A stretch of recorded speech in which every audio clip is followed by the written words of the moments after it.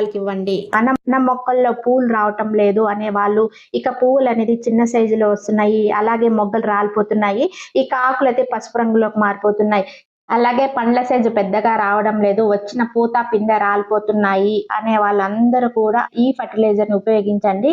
ఇక మీ సమస్యలన్నీ కూడా ఫటాఫట్. ఈ ఆర్గానిక్ ఫర్టిలైజర్ అన్ని రకాల ఫ్లవరింగ్ ప్లాంట్స్ కి ఇవ్వచ్చండి. ఇది అది అని కాదండి, మన గార్డెన్ లో ఉన్న అన్ని రకాల ఫ్లవరింగ్ ప్లాంట్స్ కి ఇవ్వచ్చు.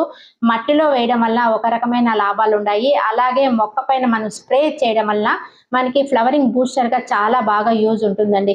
ఆకులన్నీ ముచ్చిపోతా ఉంటాయి, ఎల్లో అయిపోయి కిందికి రాలిపోతూ ఉంటాయి, కొన్ని రకాల డిసీజెస్ అలా ఉంటాయి కదా, వాటన్నిటికీ కూడా ఇది మనము 1 లీటర్ వాటర్ లో 5 ml యాడ్ చేసి ఇలా బాగా ఆకులు బాగా తడిచేటట్లు స్ప్రే చేసామనుకోండి, ఫ్లవరింగ్ బూస్టర్ గా బాగా మనకి పనిచేస్తుంది.